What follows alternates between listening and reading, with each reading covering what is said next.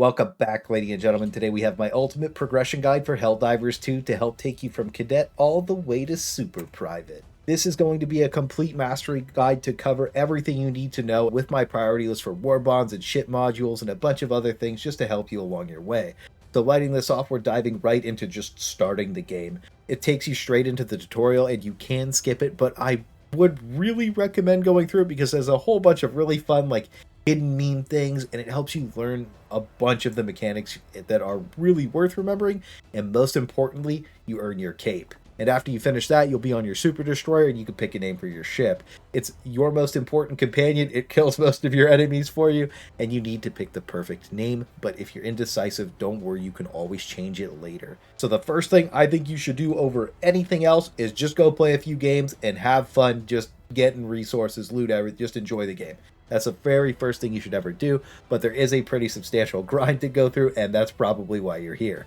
So the first thing you want to do is walk over to ship management. Here you can change your ship name, but now you can also look through all the stratagems in the game. These are what you'll be using to kill the vast majority of your enemies with, but you won't have enough requisition to buy anything until you start playing some missions. Requisition is the yellow R in the currency menu at the top right, and the rest of it's broken down here as blue super credits, green is going to be common samples, orange is rare samples, pink is super samples, and then you have medals. Now, you do start the game with the machine gun and the orbital precision strike, which will be good enough for a very long time. These are very powerful. But unlock-wise, the first things you should go for are actually the strats they let you obtain at level 1. Eagle Strafe, Orbital Gatling Barrage, Machine Gun Sentry, and Gas Strike are all used in 99% of well-rounded endgame builds on the hardest difficulty, and a lot of people crutch on the Supply Backpack because it puts the game on easy mode for the majority of the missions. All of these will hard carry you through the entire game. Eagle Strafe is the highest on-demand damage output in the game that can kill everything from patrols to the largest lad, and Orbital Gas Strike is a massive area denial tool that has ticking damage and a confusion effect, locking down the areas that you cast it on, giving you time to think about what priority target to blast next. And if you want to see how good the starter gear really is, I post a solo no-HUD run on the hardest difficulty using just that stuff. And it shows what thousands of hours in the game looks like and how powerful this starter gear really is, so don't sleep on it. I also keep all of my builds updated in my Discord for every update, and they all focus on bringing the most fun and power out of even the most underrated weapons. I have something for everything, and over anything else, it always shocks me to see what people say is bad, and then we go do an in-depth test on stream, show how powerful it is, and see the instant switch up. Please don't fall for weird meta traps. You can make anything work in this game, and if you want to keep up to date with everything that I'm doing and the best guides on Helldivers, make sure you join my Discord and lock in with the boys.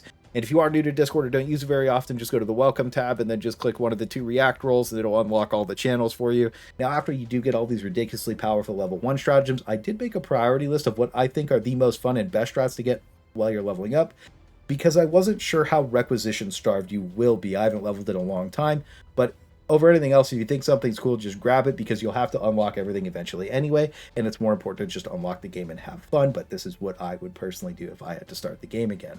My personal favorites to really look out for are Eats and the Commando for a solid disposables loadout, and then the Recoils Rifle is going to be your best friend on the bots and the bugs for a very, very long time. This thing can one-shot every heavy enemy in the game if you hit their weak spots, which we also have weak point guides for, and how to master killing every enemy in the game. It's important to note that as you progress difficulties, enemies do not gain HP or armor. They all stay the same, but they gain new variants and visually change when their stats do. On the lower difficulties, the Brood Commanders with the small heads are going to spawn the normal warriors, and then when you get up to Super Helldive difficulty, you're going to see these Alpha Commanders with these huge heads, and they start spawning Red Warriors, which are insanely fast and they'll overrun you even in light armor, so you need to learn good target priority. After that, there's sub-factions, and the enemies that visually change for these are going to gain access to new weapons or more speed. Things like the Incineration Core get access to Fire Shotgun Devastators or Mortar Flame Hulks and stuff like that, and they can provide a real challenge if you're not prepared for them. And moving over to ship modules, you see you need a ton of samples. For a new player, this is the real massive grind because getting requisition is super easy. Your biggest gate is going to be the green and orange samples because pink is just super easy to get and you don't need a lot of them. This is a chart of all the samples you will need, and you can see you need 830 green, 2920 orange, and only 305 pink. But they do have a cap, so make sure you spend them as you get them. And I will go over a complete priority list to unlock these a little later on in the video, but we're going to talk about how to get samples first. As you get into missions per difficulty tier, you'll see the type of samples listed on screen at the bottom. They'll light up with the ones that you can obtain in that difficulty tier, and when you load into the mission, it'll tell you how many you can get at the top right. These are shared with your squad, and to clarify for the people who slammed 12 beers already, if one guy gets 10 green samples, you all get 10 green samples. It doesn't split them, and the person with the samples needs to get in the Pelican and extract from the mission for anybody to get them. As a beginner, you should want to full clear every map and search every POI and pick it clean. White diamonds on the minimap mean they're unlooted, and gray means there's nothing left there for you. The best mission to farm green samples is Cleanse the Infected District. This is a mega city mission that looks like a broccoli, not to be confused with the Clean Air Destroy 4 Towers missions. As you blow these Shrieker Towers up that are these giant skyscrapers, they will have about 10 green common samples under each one. On the hardest difficulty, this was like 5 minutes of work for about 50 greens and 10 oranges, which was insane. But obviously, you shouldn't be farming the hardest difficulty as a new player if you're not ready for it. And what was really interesting about this was on tier 5 and 7, we got about 40 green samples in the same amount of time, so just play whatever you're comfortable with for these. As for orange rare samples, I found the Shrieker Tower mission was okay as a supplement, but we're going to need quite a bit more of those, so we're looking for search and destroy missions. The max I would go for in this is tier 9 as a new player, so you don't have to deal with mega bases at all, because the difference in the amount you get isn't that much. And when you're farming these, make sure you look for maps with lots of dead space like this. It clumps all the POIs together and makes it way easier and faster to loot everything. When it comes to super samples, you're just looking for the peen rock. It's super easy to loot, and it looks like this on your mini-map. My favorite, and what I think is the best loadout for farming, starts with the Emancipator Exosuit. Usually it's pretty terrible on most missions, but if you use it like a disposable, this autocannon mech just shreds everything, and for the duration that you need to use it, it handles its business, and it lets you hop into the buddy bunkers solo to loot them without needing the warp pack, which is really important. You also need the fast recon vehicle because you want to get farming over as fast as possible, and this just lets you zoom around the map. Then the last 2 slots can be whatever you feel like. I usually grab a 500 kg as emergency Bile Titan removal, and then a Gas Strike will just make extracting super easy because it trivializes bug breaches because it has a confusion effect that locks everything down in the radius that, like, wherever you cast it, except for Bile Titans and Impalers. You also do have to, again, extract to get the samples, so make sure you keep the President alive at all costs that has them, and if you're worried about that, make sure you drop your samples just on the ground by the Pelican, and whoever's just going to get in can grab them, and it's a super safe way to extract with them. As for Warbonds, if you open the acquisitions menu in your Super Destroyer, which is at the top middle of your screen, this is where you unlock almost all of the primary weapons and grenades. And as you scroll, this is actually a massive list of Warbonds to choose from now, where you'll spend medals to unlock gear, and then you need to spend medals on a page to unlock the next page under it. You get medals from completing missions, and you get more for completing full operations. You also get a bunch just from looting everything, so make sure you're full clearing. As for the progression route for Warbonds, I highly recommend that on the free Warbond, you take it to page 4 first before you do anything else, and just unlock the super credits on each tier first. After this, it does start getting fairly expensive to spend medals in here, and I think you'll want to prioritize some other premium Warbond weapons first. But as you progress the game, this free Warbond has some of the best guns and all of the best boosters. Boosters work for your entire squad, and the god tier meta boosters you'll see in every single game are Hellpod Space Optimization on page 3, Vitality Enhancement on page 4, which makes your Helldiver way tankier, and I would recommend grinding to this first, even if you have the free Warbond token, and then Stamina Enhancement on page 7, which drastically increases the amount of stamina you have. But just get Stamina Enhancement as you can, because it is very deep in here.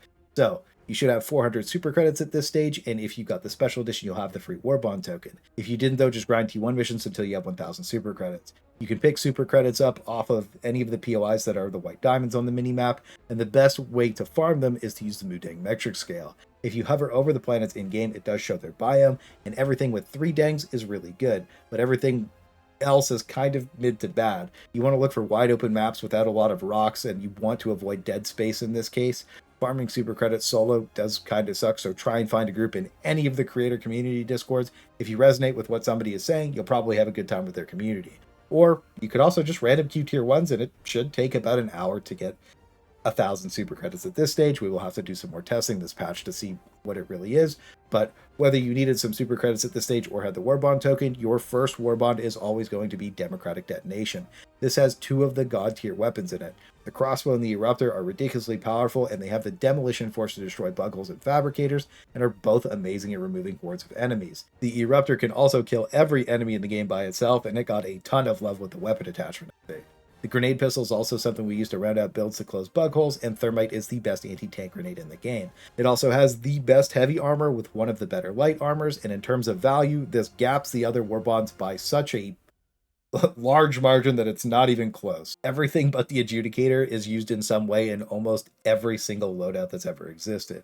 One important note is that I've seen a lot of people recommending to get Control Group for the first Warbond, and while this is really good because it lets you like solo grind super credits by just warping into buddy bunkers solo, it also takes 580 medals, which is going to take a new player a ridiculous amount of time to get, and you can just hop into the bunkers with an exosuit by yourself for free. I also do have a complete Warbond priority list that I will be doing an updated video for separately, and this text guide is also updated in my Discord and linked down below for you. So just to quickly go over my top 5, because I think after that you can just get the rest in any order that you feel like, and this is the order that I would go about things if I had to start a fresh account to make a well-rounded builds for every faction that I could just have more fun using every support weapon without any of their hangups.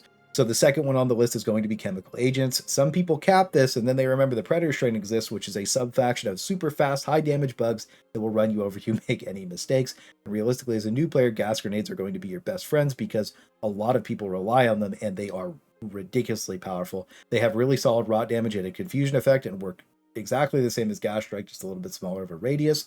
So it forces enemies to blindly attack in every direction when they're affected by this, and it is definitively the best horde control grenade in the entire game.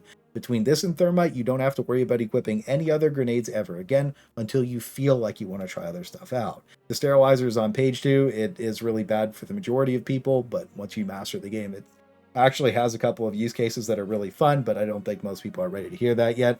Then on page 3, the gas dog was buffed a while back to be amazing, and it buzzes around gassing everything. At number 3, I think Servants of Freedom is always perfect. On page 2, the ultimatum is extremely powerful and can one-shot almost every enemy in the game, giving your pistol slot an option for anti-tank, which makes so many loadouts feel amazing and activates a ton of really fun stratagem weapons like the Stalwart. Then the Hellbomb backpack is just an I want that area gone button. Literally just a nuke that clears the entire screen, and it's insanely fun. Then at rank 4, we have Freedom's Flame. The Cookout is one of the flat out best weapons in the game for every faction. It has high stagger and ignites enemies for fire damage over time, and it keeps you very safe while just pumping out a ridiculous amount of damage. Page 2 has the Torture, which is just a primary flamethrower, and it's just ridiculously fun to use. And then on the last page, the Crisper is a secondary pistol flamethrower that has crazy ground ignition and is one of the flat out best area denial tools for just shutting down chugs in the game, and it can even be used for anti-tank too. Then at number 5, I would get Urban Legends. The anti-tank emplacement is one of the most cinematic and cool stratagems in the game, and more importantly, you get light and heavy siege-ready armor that makes every single primary weapon feel amazing to use, removing a bunch of weird animation hangs from the reload, and this is a go-to for the majority of the player base. After you unlock everything in these, you'll have literally just everything you need to do anything you want with any of the support weapons. And then for the rest of these Warbonds, you can kind of just get them in whatever order that you feel like. If you see something really cool that you think you'll have fun with, just unlock that and blast it out. And just pick what you think is the coolest. But if you do follow my list, it's set up that you'll have a really solid and fun progression curve. Now, finally, we have the ship module priority list. I made this in mind with how a new player will progress through missions and start obtaining samples. And then once they get to the point where they feel like they need to start grinding, things will just come together. So starting with donation access licenses, make sure all of your weapons are full ammo when they first drop in their hell pod, so you don't need to resupply them right away. After that, grab the liquid ventilation cockpit, pit crew hazard pay, and expanded weapons bay in the hangar. This will power spike your eagles and make strafe even more beast mode than it already is. 7th, we grab the targeting software to dump some greens. Then 8th, 9th, and 10th are all under patriotic administration to lower the cooldown of our stratagems. And most importantly, the full resupply on all support weapons from 1 brick on the resupply. As a note, this one specifically only applies to the host of the lobby, so if you're a guest and the person doesn't have it, then you're still cooked. 11th is advanced construction, which sets our sentries up, and then we go into the robotics workshop and pick up dynamic tracking, shock absorption gel, and high quality lubricant. Those 4 in that order will now activate all of your sentries to be ridiculously powerful, and they're going to start cooking everything. After that, in orbital cannons, pick up more guns 15th to make those more consistent, and then we'll pick up 0G breach loading to up their power level a little bit more. 17th, we're back over to the hangar to grab that XXL weapons bay, which makes Eagle Napalm and Airstrike more powerful, and then we head over to the bridge for nuclear, radar, power steering, and enhanced combustion. The ping radius on the minimap is really important, and it scans enemies from fairly far away, and it prevents you from getting ambushed. The Hellpod steering has not worked like for a very long time, but you have to get it anyways. The big one in here is going to be that fire damage by 25%. I don't necessarily think it's super important early on, but at this stage of progression, you do get a nice bump to your fire damage. After that, the rest of the unlocks do have a pretty low impact on gameplay outside of high density, which is the tier 5 and orbital cannons, which actually does make a pretty substantial difference, but you do need to work on getting the rest of these unlocked just in case they ever add tier 6 ship modules, because you have to unlock these in order in their respective ship sections to even get to the next tier anyways. This checklist is also linked in the description and the beginner guide section of my Discord, and will get updated if they ever add more ship modules. So I really hope this helps you guys out, and if it did, make sure you throw a W in the comments for my channel members, because they enable me to just keep making cool, fun stuff like this. And I genuinely just want to give a double thank you to everybody in my community for supporting me. You guys have been amazing from the very beginning, so just thank you for everything, and let's give a warm welcome to the Xbox Divers.